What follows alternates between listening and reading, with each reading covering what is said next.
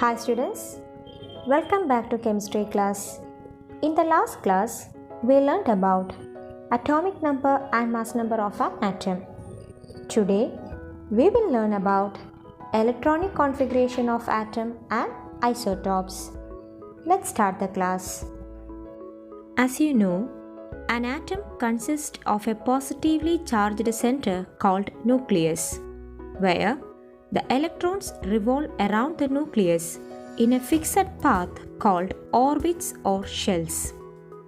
These orbits are represented by the letters K, L, M, N or numbered as 1, 2, 3, 4.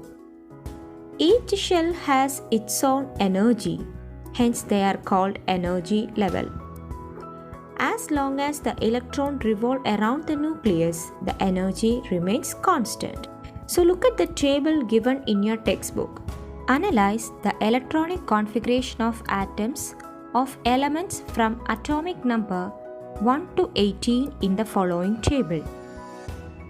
Find out what is the maximum number of electrons that can be accommodated in the K shell. From the table, it is clear that the maximum number of electrons accommodated in the K shell is 2 and that of L shell is 8. The filling up of electrons in the shell is based on the following principles. Let's learn the principles first. Number 1.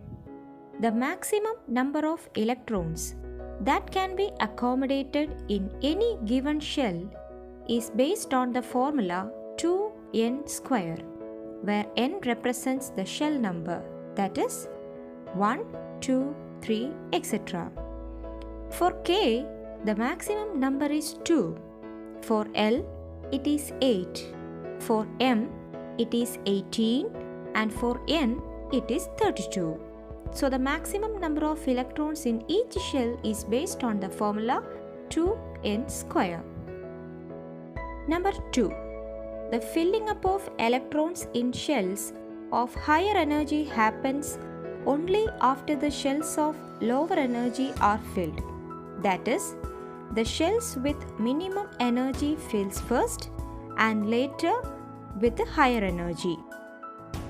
Third one, the maximum number of electrons that can be accommodated in the outermost shell of an atom is always 8. Remember, it is one of the most important principle. The maximum number of electrons accommodated in the outermost shell will be 8. Look at the Bohr atom models of different elements. Assess their configurations. Consider the Bohr atom model of hydrogen. The number of electrons present in the K shell is 1. Hence, the electronic configuration is written as 1. Let's see the next example, carbon. How many shells are there? There are 2 shells. What are they? K and L. The number of electrons present in the K shell is 2 and the number of electrons present in the L shell is 4. Hence the configuration is written as 2, 4. See the next example, argon. How many shells are present in argon? 3 shells, right? What are they? K, L, M. So, in K shell there are 2 electrons, L shell consists of 8 electrons and M shell consists of 8 electrons. Even though the third shell can accommodate 18 electrons based on the formula 2n square, the outermost shell can hold only 8 electrons. Hence the configuration 2, 8, 8. Let's do an exercise given in your textbook. The symbol of aluminum atom is Al1327. Bohr model of atom is given in the figure. We have to find atomic number, mass number, proton, electron, neutron and electronic configuration. From the symbol, we can write the atomic number as 13. The mass number is 27. The number of proton will be equal to number of electron. Hence, it is equal to 30. Number of electron is also equal to 30. Then how will you find number of neutron? As you know, number of neutron is equal to mass number minus atomic number. So, 27 minus 13 equal 14. Then, what will be the electronic configuration of this atom? It can be written as 2, 8, 3. Next, we will learn about isotopes.